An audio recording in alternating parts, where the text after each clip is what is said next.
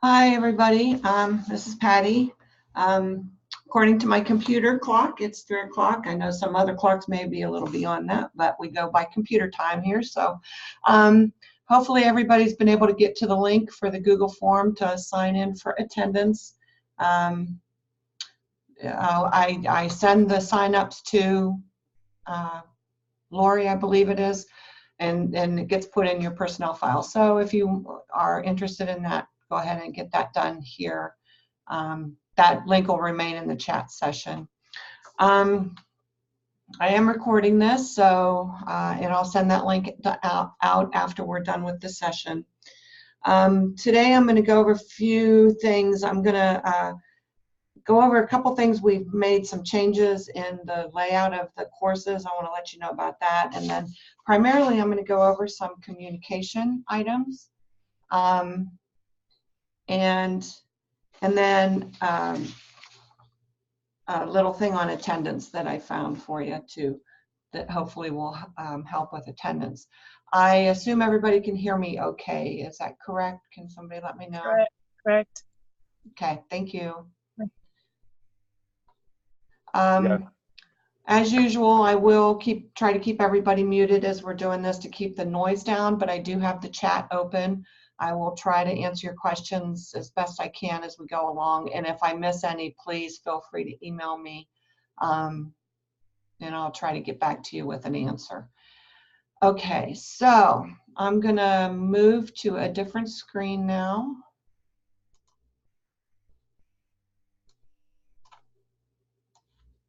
Let's see.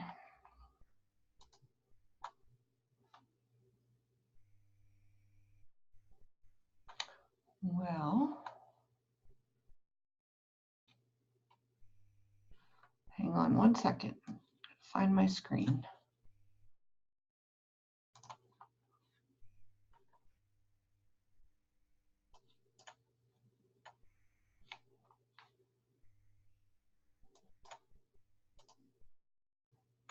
There we go.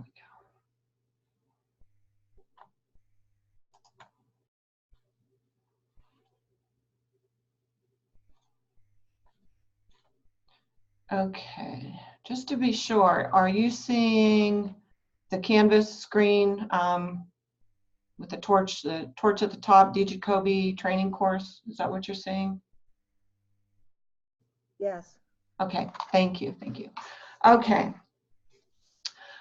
First, I want to point out a couple things that, like I said, we've made a couple little changes.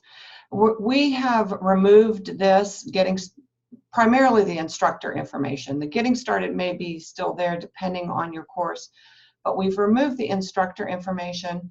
And the reason we did that is because in Canvas, you have the ability to set up a profile for yourself. And if you remember from before, if you were on a training session, you can do that by going to your account here and profile. And then over here on the right-hand side, if you hit this, you can edit your profile. And this will allow you to put your biography in here. One thing that'll be good for you is once you do it in Canvas, it'll be there. You won't have to do it in all your classes anymore. And the students will be able to, hopefully be able to find it pretty quickly.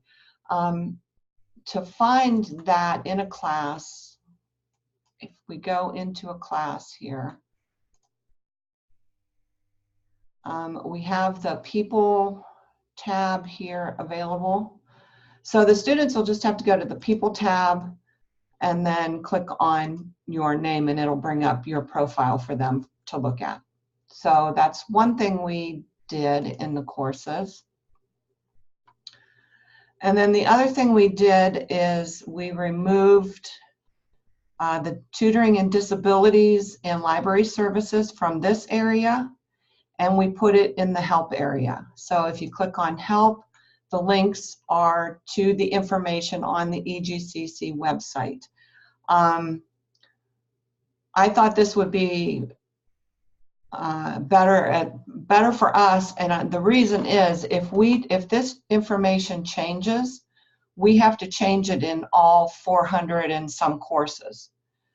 If you know, since it's on the website and it's being kept up on the website, it's changed in one place, it automatically changes in here for us. So just remember that this information is here for the students so that they can find it. Okay. All right, so the next thing we want to do, and what the majority of this today is about, the communication tools in LoudCloud. And some of this we've covered a little bit in the previous sessions, but we'll go over some of it again. And first I want to start with the announcements. You have the announcements tab here. Click on that. And it's pretty straightforward. It's not too bad.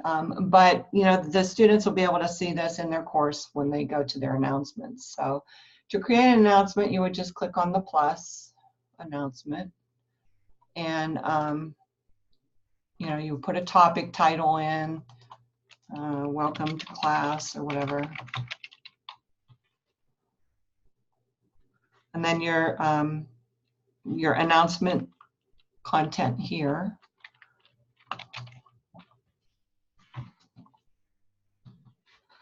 All right, you can attach a file to it if you like. And a couple other things you can do. You can delay the posting. So if you're someone who likes to go in that first week you have class available and set up all your announcements, you can do that and have it post when you want it to be posted to the students. You can allow the students to comment on the posts, on the announcements if you like. You can allow liking, and you can enable it as a podcast feed. So, okay. Once you've created your announcement,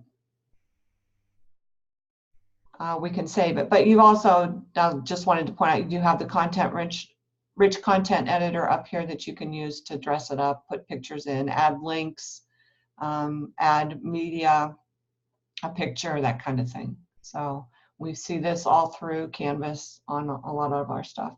So if we save this now, we see our announcement here in announcements. I'm going to click back on here. If you put a check mark in the box, you can lock and unlock the announcement. And what that does is if you lock it, it'll stay on. You can list a number of announcements on the page. So say you have 5 announcements on the page. If you lock it, that announcement will remain on the page at all times. And then the other 4 will rotate through or whatever. So you would just click that to turn it off or turn it on. And also, of course, you have the trash can to get rid of an announcement if you want to delete it.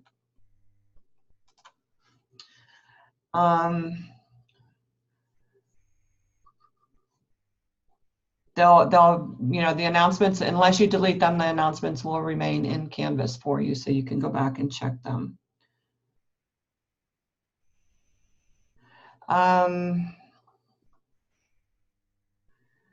If you go, one of the settings for announcements, if you go to settings in your classroom,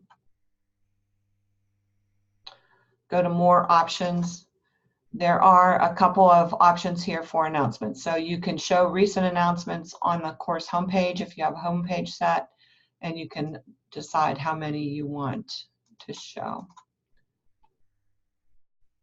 Also down here is a setting to disable comments on the announcements if you like. So, okay, so that's announcements. That's pretty straightforward, I think, pretty easy. Patty, yes. I had a question of Shirley Fisher. On podcasts, could you talk to us a little bit about that, or have you talked about that in a past session? Well, I haven't looked at that real close myself. So, okay. Let me see if I can get back to it. Oops.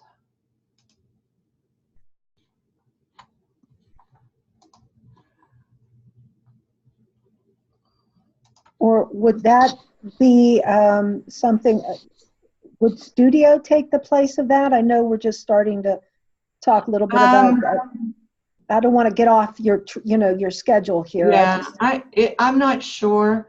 Okay. Let me do a little more Okay. Okay. research into the podcast. I'm trying to keep things kind of Simple. simple for you guys. I don't want to throw too much out there, and I can only got it. pick up so much too. So. I got it. Thank you. Okay, sure. All right. All right. Next, we're going to look at the inbox, and Canvas also often calls this conversations. So your inbox is in the global navigation. We need to start thinking about some of these terms. Canvas calls this bar the global navigation, and this is the course navigation. So just a little tip there.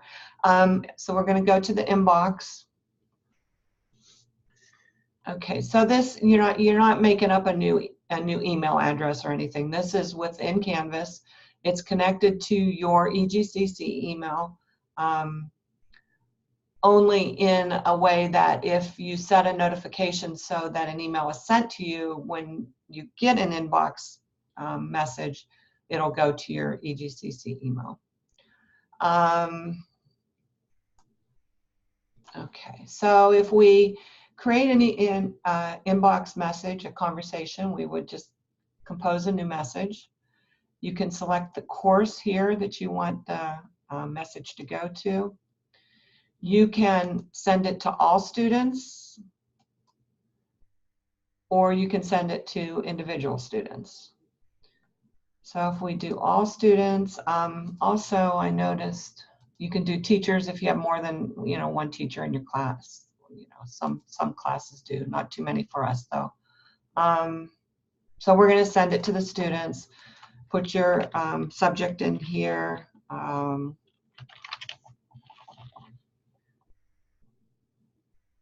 Send an individual message to each student. I'm thinking that in Canvas it must do like a CC so that the students may see that it's gone to multiple students, so that's why they have this option in here. And then you would put your message in the message box. You can attach a file to an email. I don't know what I have on here too much. Let's see.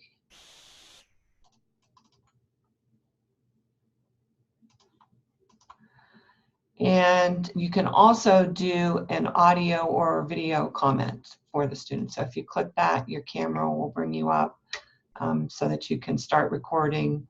You can turn the webcam on or off or whatever. And you can also upload a media selection if you have something that you want to upload. So you can do that. We'll send the message. I'm just going to send this to, well, I guess I'll send it to everybody. So we're going to send it.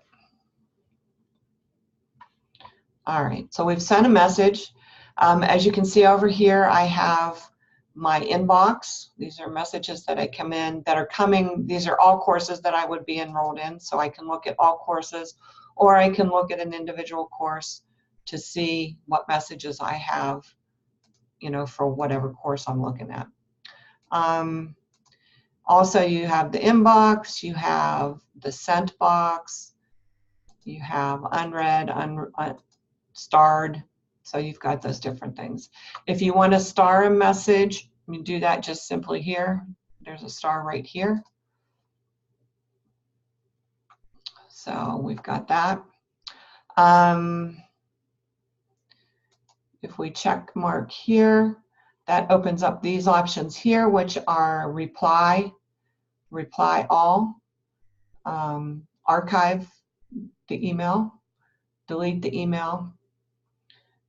The gear has the same. You can unstar or forward. Mark is unread. And then this one has the options as well. Okay. This, like I said, this is connected to your email address, so you can receive copies of it in your EGCC email if you like, depending on how you have your notifications set up. So if we look at notifications, that would be here. Turning it on so that you receive that notification if you want to your email address. You can also be notified on your cell phone or any other device, if you want that to let you know that you've got a conversation that's come in. Let me go back.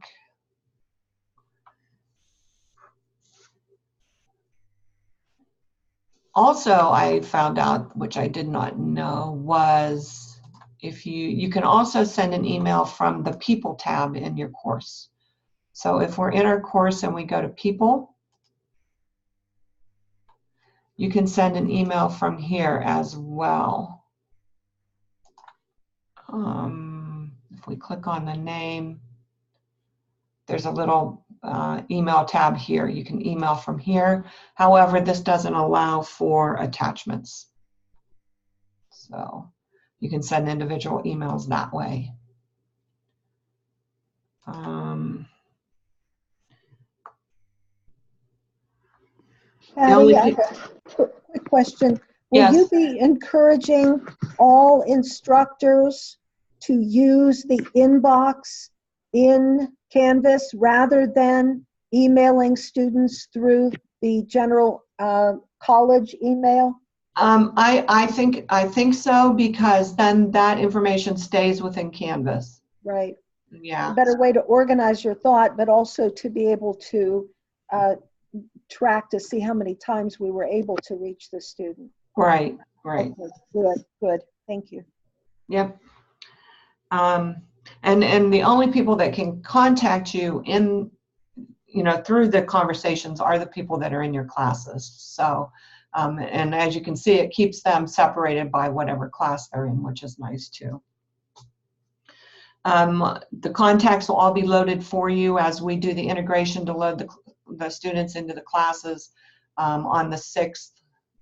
They'll all be here for you to use to email through there.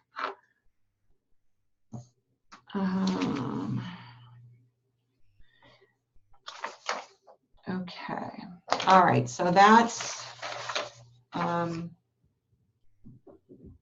that. Okay. So this email does not go to our EGCC email then. It can if you set up your notifications like I showed you to send it to you. And I believe if you do that and you respond to the email from your EGCC email box and it goes back to the students, it shows that it's coming through Canvas. So it's all directed through Canvas using that, which is kind of nice. Okay.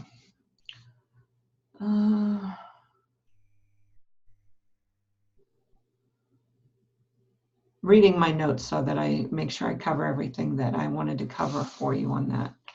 Okay, so any other questions on the email? If a student withdraws from your course, will their email address be removed from Canvas?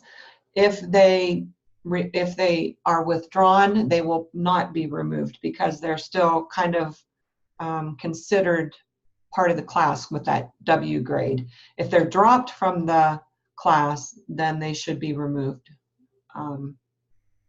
from there because they won't be active in the course any longer. Okay. All right. Another thing that I wanted to show you too is the calendar. We don't think a lot about calendar as maybe communication, but there's some nice little things in the calendar in Canvas that can be helpful. Of course, your assignments are going to show up on the calendar if you have the due dates in, which is kind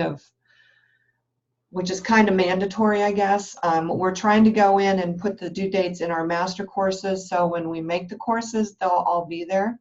But I strongly encourage everybody to go in and check those dates when the courses become live and make sure that the due dates are set. So with that said, you can see I have a couple items here. These are coming from my training course. They have due dates on them. These are the dates that they were due.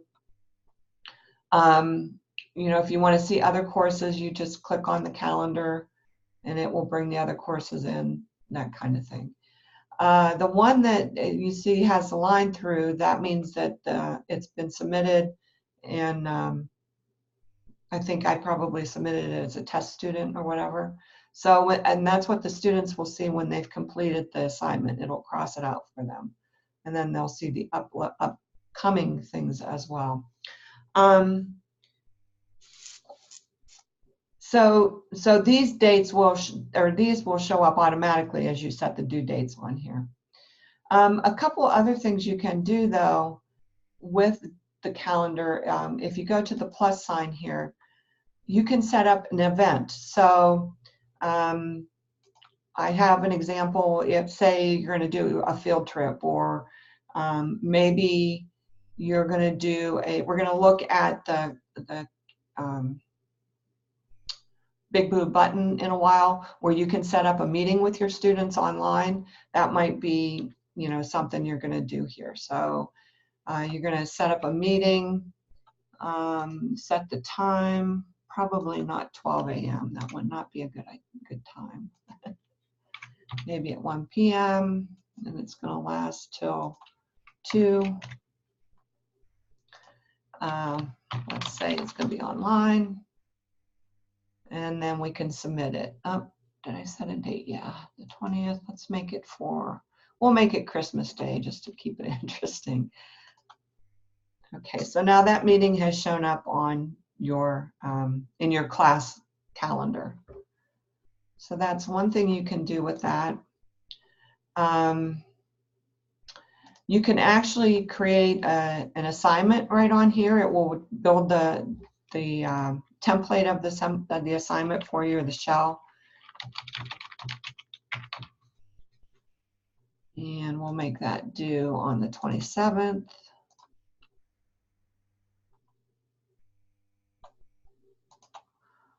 So then it places the assignment here. If you click on this as an assignment, it'll take you to the assignment pages, the edit pages where you can complete setting up the assignment.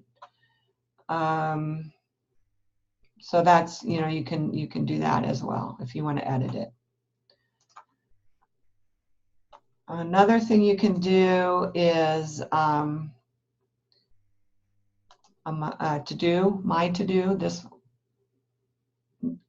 I'm not sure what you might use this for, but it's, I guess, just a reminder for yourself of something you may need to do within this class, so you could do that. But also there's an appointment group, an event, which is nice if you want to set up maybe office hours. So we're going to set up some office hours on Friday. Well, let's try Monday from 3 o'clock p.m. to 5 o'clock p.m.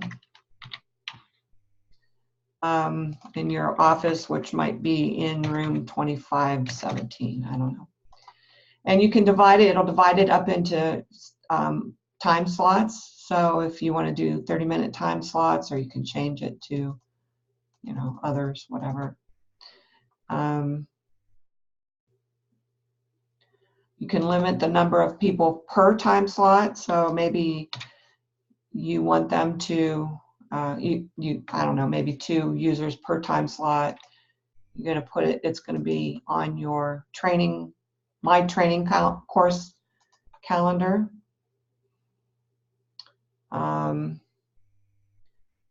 can allow the students to see who has signed up for the time slots or not, and you know, how many can attend the appointment. So maybe this is a project information meeting where you want to talk with each student, you know, about their upcoming project or something. So you can do that in here as well. And now we've got our office hours set up for that. So that's a couple things in the calendar. Let me see, let me check my questions, see if there's anything.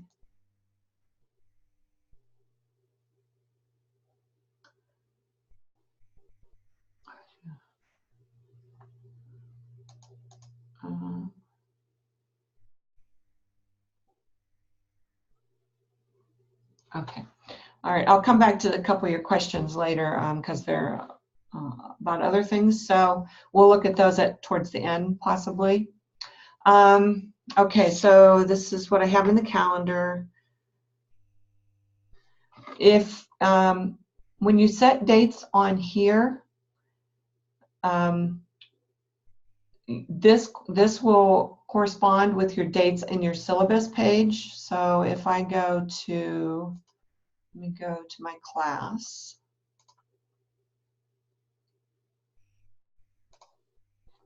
If I go to my syllabus page here, which is where we have also moved the syllabi from here over to the syllabus link here.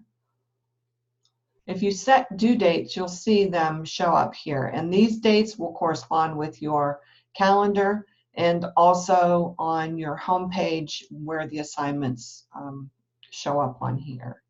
So these dates will all correspond with each other.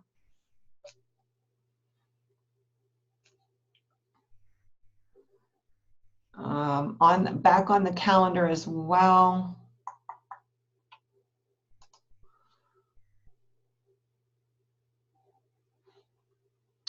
Come on. You can see it's got the icons to show again what kind of assignment they are. So this is a quiz with the rocket ship. This one, the little paper with the pencil, is an assignment, and this is the discussion. So that lets the student know also what kind of assessment it is. And as I said, once they submit their assignment, it will cross it out for them. And it'll, when the due date has passed for on the instructor's calendar, it will cross that out for you.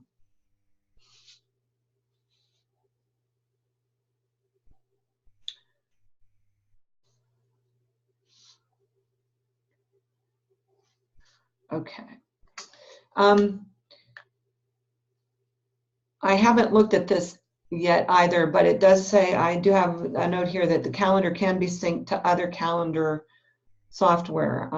So that's something, if you're interested in syncing this calendar with maybe a Google Calendar and Outlook calendar, you can look into that. We can, if you're interested in that, let me know and I'll find the directions for you on how to do that.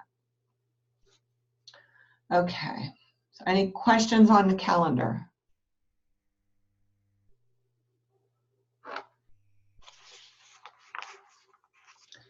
Okay. The next thing I want to show you is our conferencing tool in here. I'm hoping this is going to work okay, but because it's a conferencing tool working within a conferencing tool, I'm not sure how this is going to work. So, but I'll at least get you a little bit of information on here. So we have a conference tool on here, which is actually supported by a big blue button. It allows you to do basically a session like we're doing right now within your class. So you can set up a conference with your students either individually or as a class with this. So you would just click add a conference. You can change the name of it if you like. It's going to be a big blue button conference. Set the time. I'm just going to make this one for 10 minutes because I don't think we'll be on there that long, maybe 30 minutes just to be safe. You could record it. I guess you can leave it as a no time limit as well if you want, just let it keep running. And then if you want to put a description in. Down here at the bottom, you can see you can invite all course members, or you can just choose one or two or whoever you want to invite. We don't actually have any observer accounts set up yet, but you can remove those people from the conference if you like. So we're going to update this, and here's my conference now. Okay, so now this is going to be the tricky part. I'm going to try to start this conference and see if we can look at Big Blue Button a little bit. I'm going to put a website in the chat to more information. Okay. This link has, on the front page of it, there's a video at the bottom. It's about 6 minutes long. I think that's really good on how to use Big Blue Button if I should happen to miss anything and you want to use this. So we're going to log into Big Blue Button. We're going to hit if you want to use microphone or if you're just going to listen only. So let's see. It's going to ask you to do a test. You are currently the only person in this conference. Okay, so this is Big Blue Button. This is what it will look like when you get here. On the left, it will list your users. So it'll show yourself with a square as the moderator. As the students come on, there'll be a circle with their name next to it, showing that they're on here. This is the chat area. So this is where you would put messages, you know, about just like we do with the chat area in Zoom.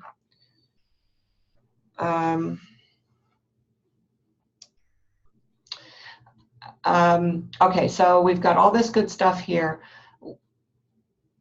What I'm going to do is I'm going to go to another new slide, blank slide, so I can show you a couple of the tools that are available. This is basically a whiteboard.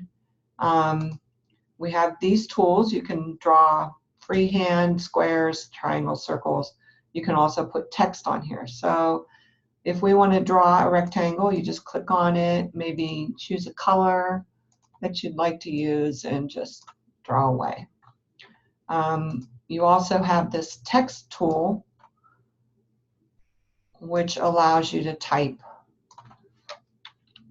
on the screen. Okay. If you're in a session with a number of students, if you click this bottom button, it turns on multi-user whiteboards. So now your students can type and draw on the same whiteboard as you're working with them. So that's kind of nice. Let's see. Of course, this is undo, and this is erase, and this will clear the whiteboard for you. Okay. You are able to share your screen on Big Blue Button as well as we are on Zoom. You can, you know, choose what screen you want to share. Okay. Let's see. If we want to turn that off, I think we just shut it off. Yep. You can do video as well, share your webcam. And there's some other things over here, settings and such. So that's a quick view at Big Blue Button.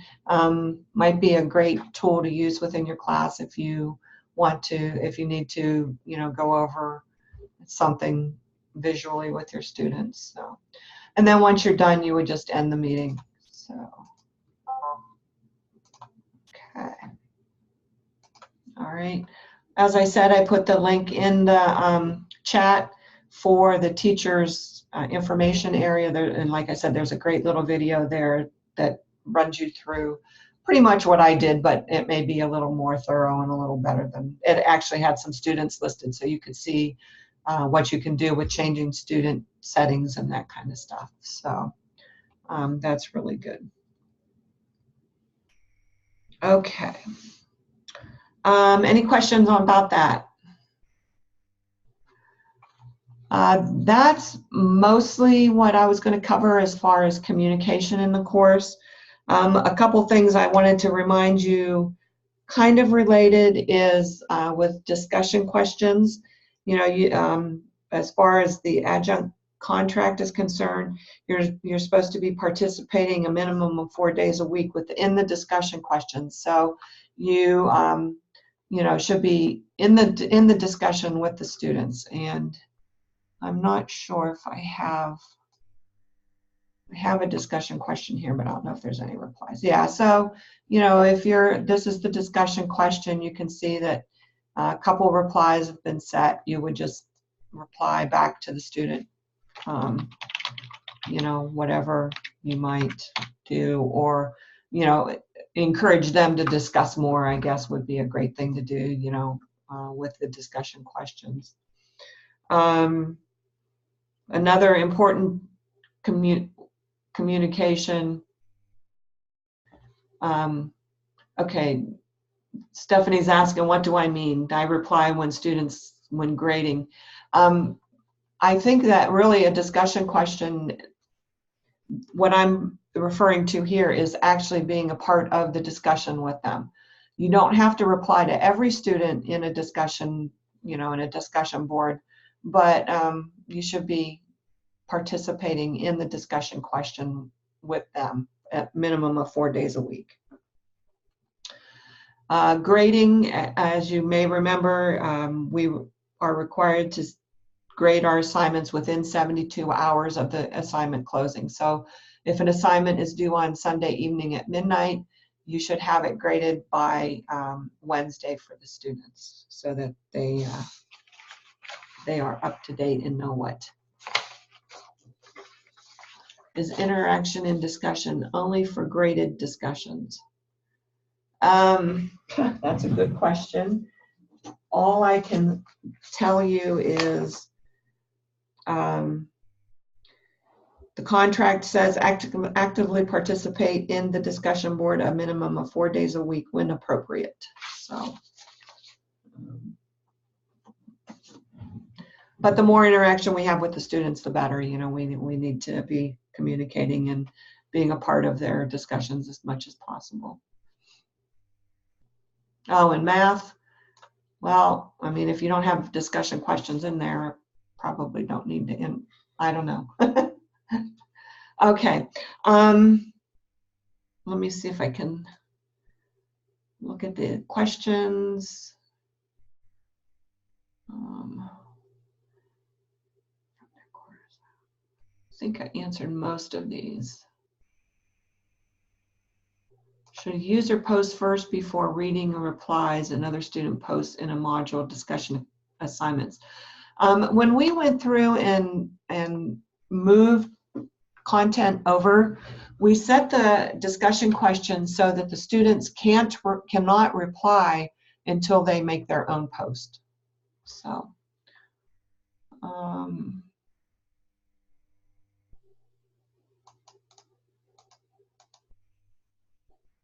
is there an overall late policy for classes towards percentages off? There is not an overall late policy. The late policy, I believe, can be at this point determined by you. Just make sure that your students know what it is at the beginning of the term, so you know that they're not questioning you. Do students see the comments I make to other students? If you're in the discussion board and you're replying to discussion questions like here, where like I showed you here, the other students will see those replies. If you're in the grading area making comments on their discussion posts, the other students will not see those posts. Okay. All right. One thing that has come up a number of times, I think every session that we've looked at, is attendance. How are we going to determine attendance in Canvas?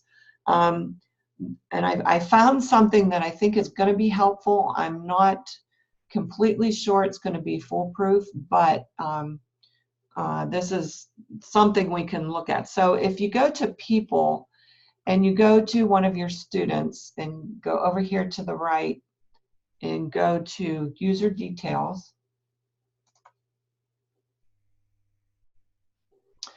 there is an access report. So you can look at the access report, and here it shows you you know, the number of times they viewed, which we know that's not attendance, but it also shows you that they participated in an assignment and when they last viewed it. Now, the only question I am not clear on is whether last viewed means, okay, they've taken the quiz and done whatever they needed to do, but now they've gone back and looked at it again. I'm not sure if that date changes. So that's something we'll have to watch as we go, you know, as we start through the term to see how that works for sure. But that's one place I found where we can kind of see if they're been attending and doing the work. So, all right. Oh, okay.